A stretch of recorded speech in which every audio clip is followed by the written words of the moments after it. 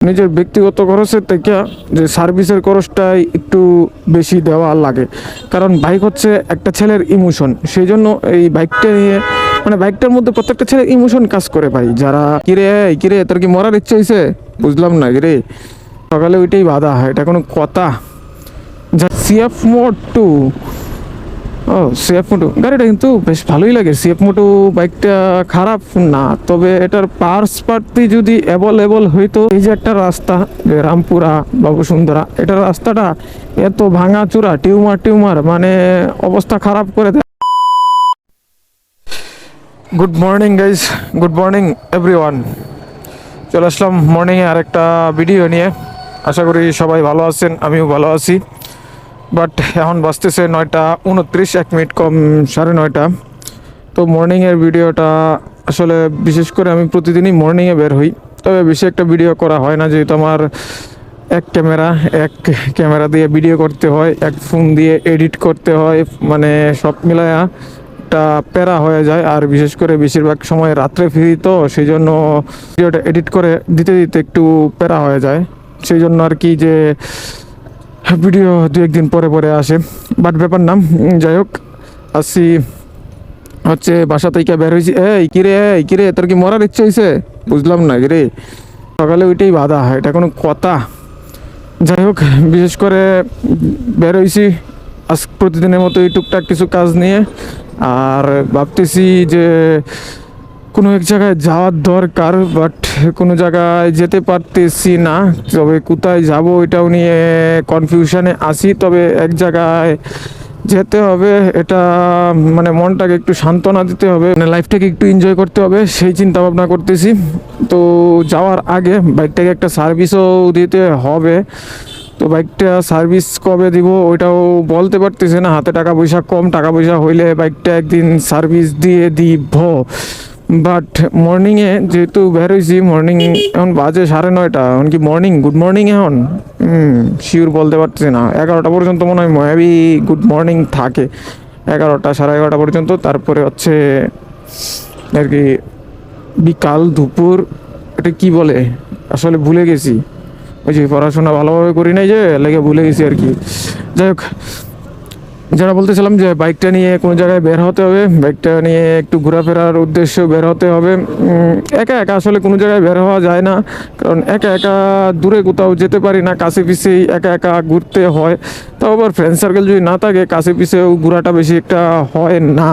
তো friend circle যারা আছে তারা হচ্ছে ব্যস্ততার মধ্যে থাকে, আমিও ব্যস্ততার মধ্যে থাকি, সেই জন্য বেশি একটা কোনো জায়গায় যাওয়া হইতেছে না। আর বাইকটা সার্ভিসের বিষয় বলতে, বাইকটা অনেক দিন ধরে মাস্টার সার্ভিস দেই না, বাট এখন একটা মাস্টার সার্ভিস ইমার্জেন্সি দেওয়া দরকার।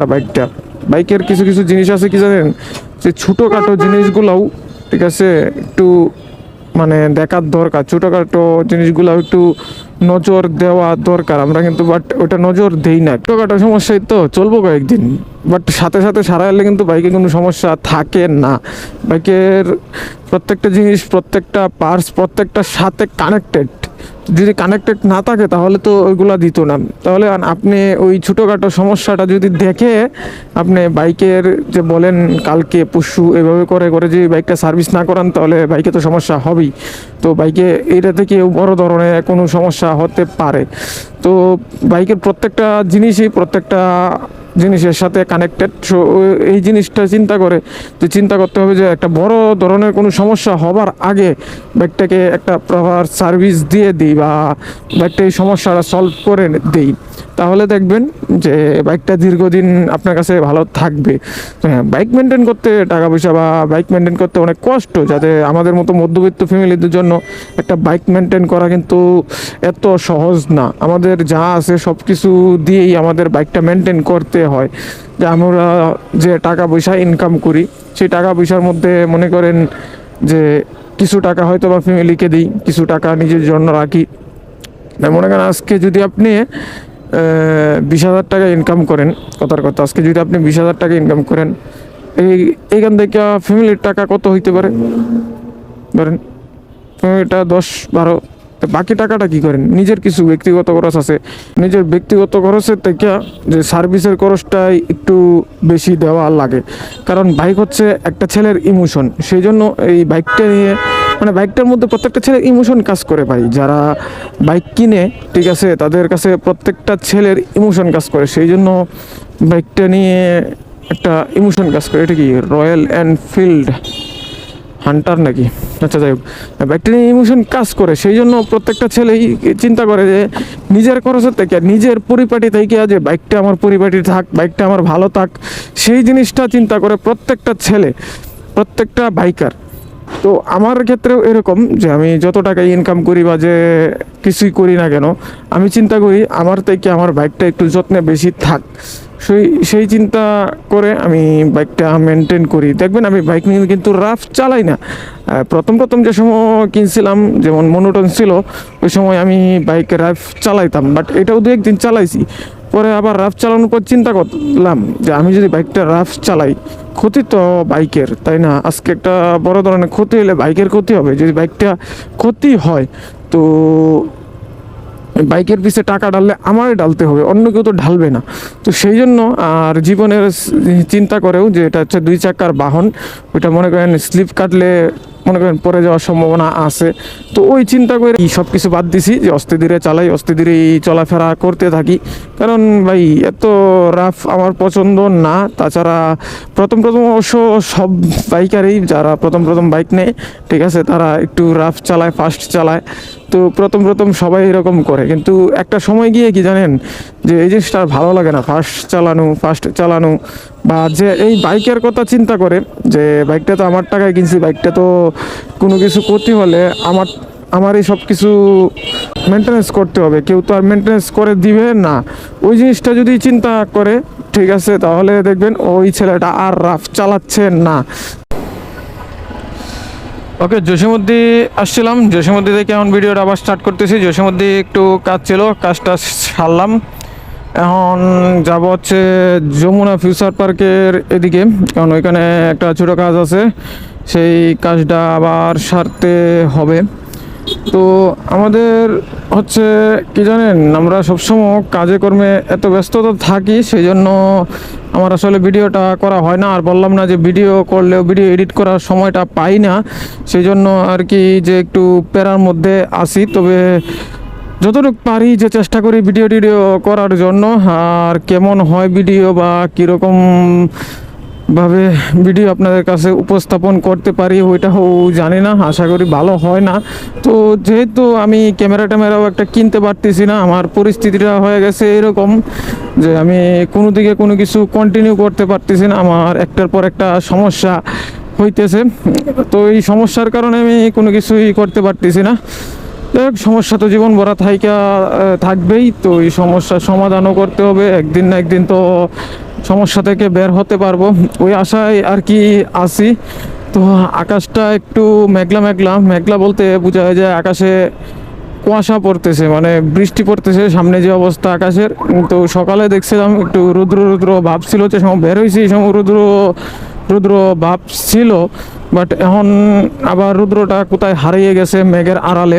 তো যে কোনো সময়ও বৃষ্টি নামতে পারে, কালকে বৃষ্টি হয়েছিল, বাট আজকেও বৃষ্টি হবে না যে তা না। বাট বাইকে কি তেল দেয় না, বাইকে এটাতে দিতেছে, ওইটাতে তেল দেয় না। আচ্ছা, যাই হোক, এটা কি সংকটটা কি এখনও যায় নাই। তবে বাইকের সিরিয়াল তো কম আছে এখন দেখতেছি, এখন যে যেমন পারতেছে এমন নিতেছে বাইকের তেল। তো বাইকে এখন কালকে আমি তেল নিছি, কালকে 600 টাকার তেল নিয়ে নিছি। তো বেশিক্ষণ সময় লাগে না, 20 মিনিটের ভিতরে কালকে 600 টাকার তেল নিতে পারছি। তাও আবার খিলকের থেকে নিছি, খিলকের থেকেও ফুয়েল পাস ছাড়া তেল মাঝে মধ্যে দেয়, মাঝে মধ্যে দেয় না। হয়তো ঢাকার 6-7টা পাম্পে ফুয়েল পাস ছাড়া তেল দেয় না, আমি যতটুকু জানতে পারছি। বাট এখন কত হইলো যে ফুয়েল পাস ছাড়া তেল দেয় না। আমার ফুয়েল পাস রেজিস্ট্রেশন করছি, কিন্তু বাট আমি লগ ইন করতে পারতেছি না কেন, আমি ওইটা কনফিউশনে আছি। ফুয়েল পাসটা আমার রেজিস্ট্রেশন হচ্ছে না, ওইটা যে কেন হচ্ছে না আমি ওইটাও বুঝতেছি না। আর ওয়েদারটা একটু ঠান্ডা আছে, বাতাসটা একটু ঠান্ডা আছে, বাতাসটা মূলত একটু ভারী আর কি। তো সব মিলে একটু ভালোই লাগতেছে। আর রোদ না উঠলেই হয়। রোদ্র উঠলে তো একটা বড় ধরনের প্যারা খেয়ে যেতে হবে। রোদ্র উঠলে গরম টরম, ও ওই দিক তো বিমানগুলা ও সেই দেখা যাইতেছে বড় বড়। তবে কষ্টের বিষয় কি জানেন, এয়ারপোর্টের ভিতরে আমি এখনও ঢুকতে পারি নাই। আর কষ্টের একটা বিষয় না না সরি, একবার মনে হয় ঢুকছিলাম, বাট তাও আবার বেশিক্ষণ সময় না, জাস্ট গেছি আর আসছি। মানে আমি যে সময় আমি ওই অফিসে চাকরি করতাম, ওইখানে একটা জিনিস স্যাম্পল পাঠানো ছিল, তো স্যাম্পলটা ইন্ডিয়াতে যাবে, সেই স্যাম্পলটা দেওয়ার জন্য ভিতরে গেছিলাম।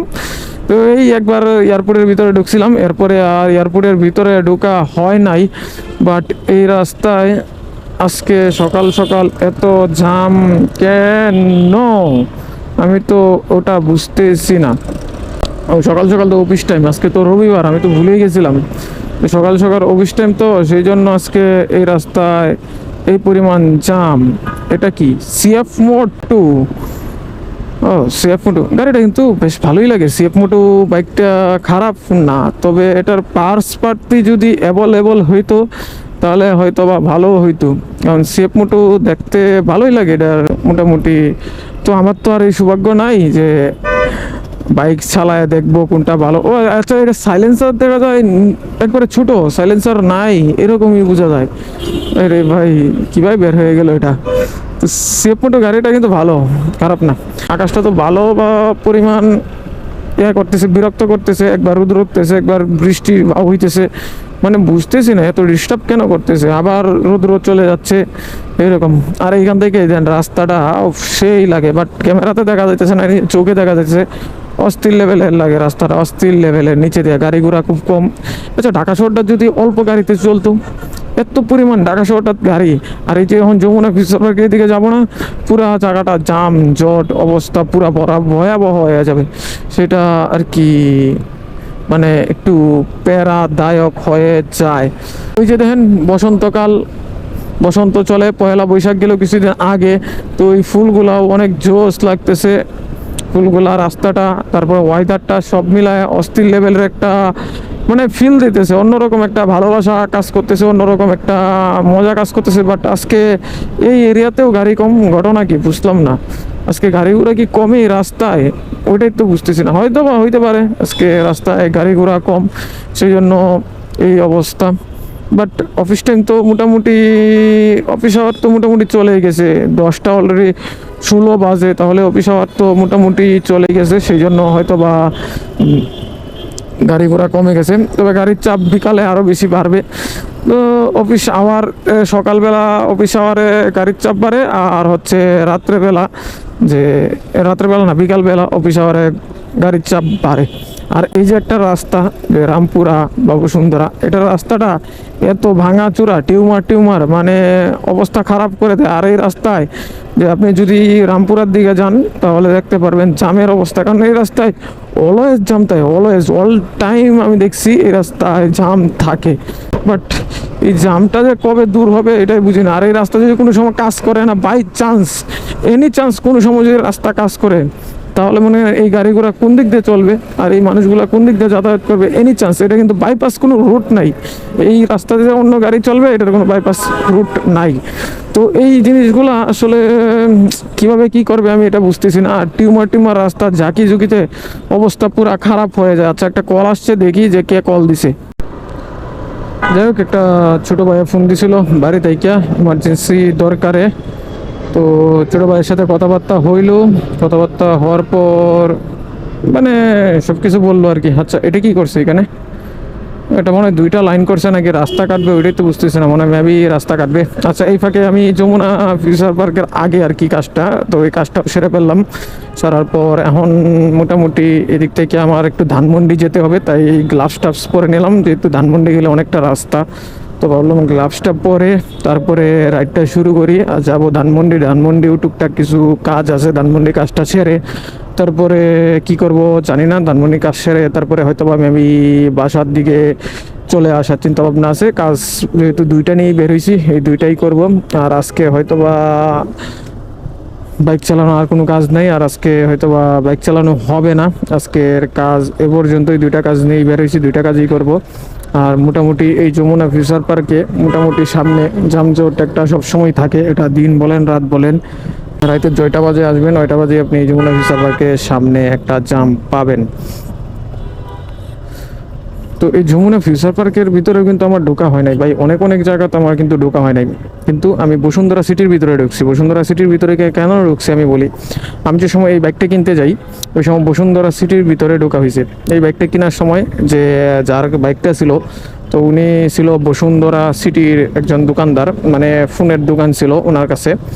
তো ওই সুবাদে ওই বসুন্ধরা সিটিতে ঢোকা হয়। তো বাইকটা অনেক ভালো ছিল, মানে আমার সব কিছুতেই হেল্প করছে। নাম ট্রান্সফারের জন্য অনেক হেল্প করলো। যদি ওনার দরকার নাম ট্রান্সফারটা বেশি, আমার থেকে বেশি দরকার ওনার, কারণ যদি আজকে একটা দুর্ঘটনা ঘটে তাহলে মনে করেন যে ওনার নামে সব কিছু যাবে, কাগজপত্র ওনার নামে থাকলে। তারপরে উনি যথেষ্ট পরিমাণ হেল্প করছে। উনি 2বার বা 3বার ফিঙ্গারপ্রিন্ট দিতেও গেছে, ওই বাইকের নাম ট্রান্সফার করতে গিয়ে 2বার ফিঙ্গারপ্রিন্ট দিতে গেছে মেবি। কারণ প্রথমে একবার দিতে গেছে, তারপরে আরেকবার হয় নাই, ফিঙ্গার ম্যাচ করে নাই, তারপরে আবার গেল ফিঙ্গারপ্রিন্ট দিতে। তো মাঝখানে যে সময় ফিঙ্গারপ্রিন্ট দিতে যায় এই সময় বলছিল যে ভাই যদি এখন না হয় আপনি টাকা নিয়ে যান, বাইক আমাকে দিয়ে দিন। বাট দেখেন ওনার আসলে ইউজ পরিমাণ টাকা, উনি 2 দিন পরে পরে আবার গাড়ি চেঞ্জ করে। সো সেই সুবাদে আর কি ওনার এই কথাটা বলা। আচ্ছা যাই হোক, চলেন, অনেক ভোগ ভোগ করলাম, অনেক কিছুই বললাম। আর এখন তো রৌদ্র উঠে গেছে, রৌদ্রের মধ্যে একটু গরম প্যারা, এই জিনিসটাও একটু প্যারাদায়ক। আর এই রাস্তায় পুরা ঝামঝট ঠেলতে হবে। ভাবতেছি গুলশান 2-এর ভিতর দিয়ে চলে যাব, যেহেতু অফিস টাইম গুলশান 2-এর ভিতরেও মোটামুটি একটা জাম থাকবে। তো জানি না কীরকম কি, তবে যেতে থাকি, গেলে একমাত্র বলতে পারবো যে কিভাবে কি। তবে ভিডিওটা আর বড় করতে চাই না, ভিডিওটা আমি এখানেই শেষ করতে চাই। বাট আজকে এই জায়গায় যাম নাই, ভিডিওটা আজকে আমি এখানেই শেষ করতে চাই। জানি না ভিডিওটা আপনাদের কাছে কেমন লাগছে বা ভিডিও আমার কেমন লাগে আপনাদের কাছে। সো যদি ভালো লাগে প্লিজ একটা লাইক করে দিবেন অ্যান্ড সাবস্ক্রাইব করে দিবেন। দেখা হচ্ছে আবারও নতুন কোনো ভিডিও নিয়ে। সে পর্যন্ত সবাই ভালো থাকবেন, সুস্থ থাকবেন। টাটা।